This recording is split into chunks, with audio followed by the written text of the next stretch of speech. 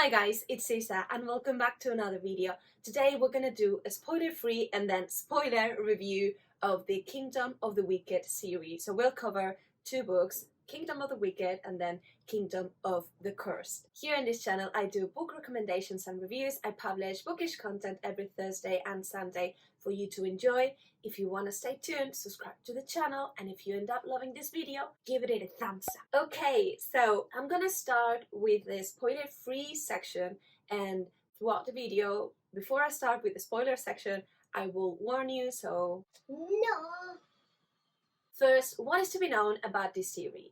This is a trilogy and there are 2 out of 3 books out. The first book is YA, so it's a bit more younger. Meanwhile, the second book is categorized as new adult, which means that it's a little bit more explicit, things get a little bit more sexy, spicy. We don't have yet the third book, and the second one was just released in October, so at least we will have 1 year more to wait. So, knowing that it's an unfinished series, should you read it? For me, yes, if you don't mind a story that is not closed. So, there are some stories in which book 1 has some sort of thread, and then book 2, like stakes got high, and then book 3 higher, but kind of it resolves the plot. That's not the case in here. So, if you're not good waiting or having open threads, maybe this is not your book, but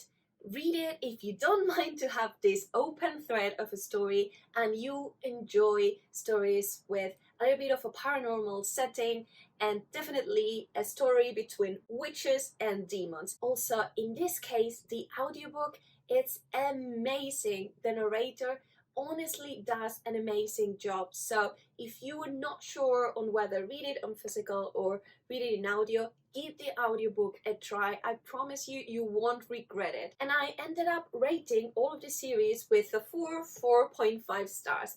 The first book I rated with 4.5 and then the second one with 4. But what is this story about? This story talks about Emilia. She has a twin and both of them are witches. They live in Italy, and in Italy it seems that there are different covens of witches, although they are kind of separated because there is starting to be a fear of the witches, and so they try to not be together so that regular people don't start burning them. And suddenly, one day, Emilia's sister is murdered, and she is the one finding her sister, and she finds her lying in the ground with her chest right open, without a heart, blood all over her, so a mess. And so obviously she is quite traumatized and she kind of flips, and from that moment onwards she decides to take a path of revenge, and she starts like the good old classic way. She starts questioning here and there, she kind of goes to the police, things like that, but it seems that there's no movement and things are getting worse because it seems that there are more witches that are being hunted and that are being killed. Eventually Emilia is placed in a situation in which she is starting to think that her sister was a little bit of dealing with demons, and so she decides that it's not risky at all to follow her steps, because what the hell, if her sister was able to do that, although she was killed, she was gonna be also able to do that. So she summoned a demon with the hopes of getting answers of what happened to her sister, and while doing so she summoned a wrath, which is one of the 7 princes of hell. And in this story, these 7 princes are each of those of the sins. So we have wrath, we have pride, we have envy, and so on and so forth. It seems the wrath comes in, and the situation between the two is a little bit weird. She shouldn't have been able to summon him, and it seems that she has kind of bonded him to this realm and to her through a little bit of a dark magic. She has been all her life being told that they are evil and that if they come to the world, then just chaos will unravel. So she's like, oopsie.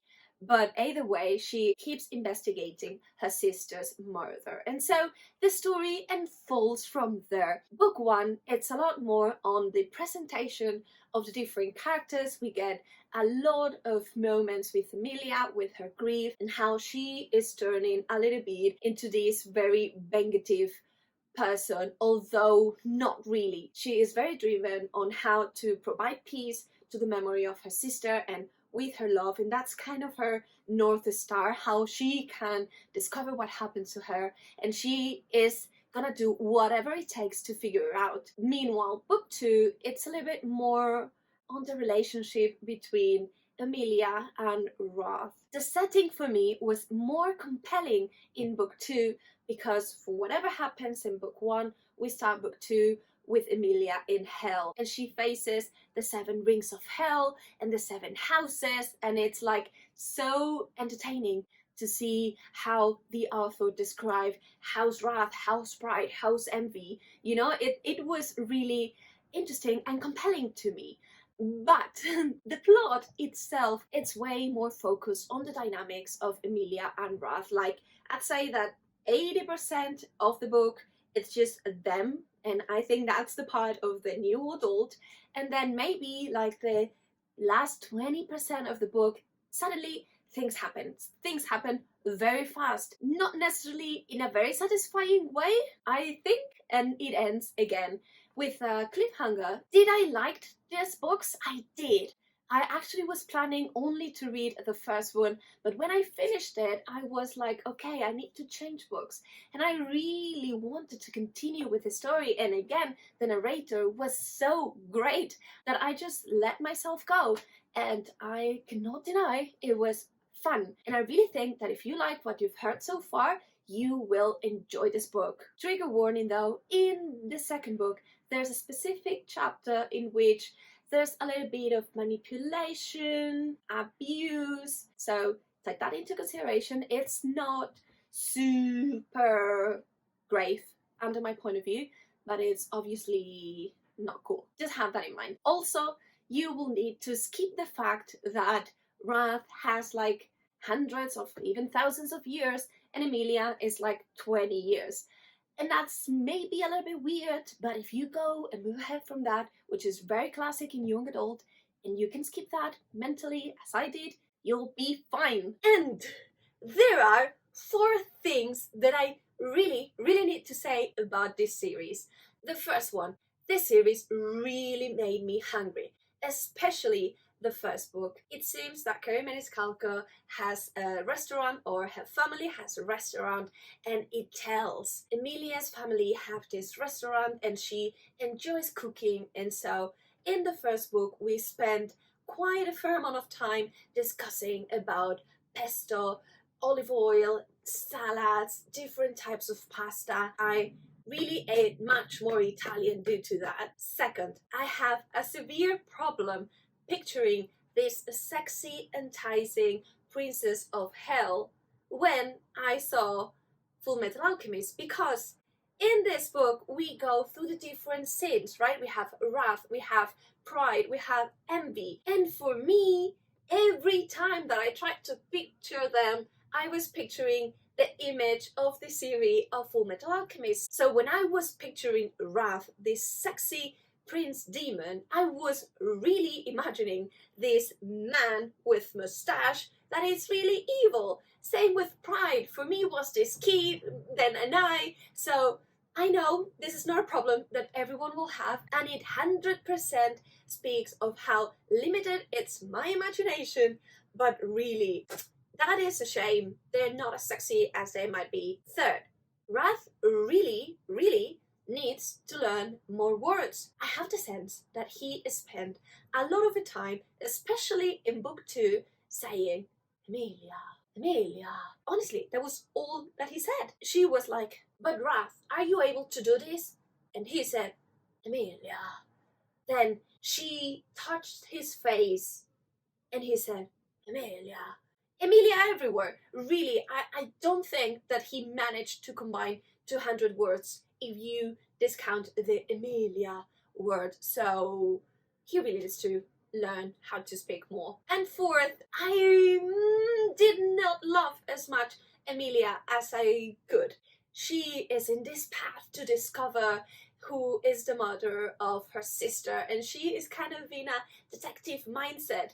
But things actually went super easy for her. It was like, you're not really trying, you're not really investigating, like she just grasped things so easily, or either the different clues were delivered to her, and so she's supposed to be, super witty, super intelligent, and for me it was like, girl, you are receiving it, so I mean, you are just moving ahead. I would also be able to do that, I think. And that kind of bothered me a little bit. She also changed a little bit from book 1 to book 2, which is reasonable because she is faced with different situations, but I found that I liked her a little bit less in book 2. And then now we'll start with the spoilers, so at your own risk if you continue, and these spoilers are gonna be mainly from the second book, Kingdom of the Curse. And let's start with how confused I was with the ending. What was that?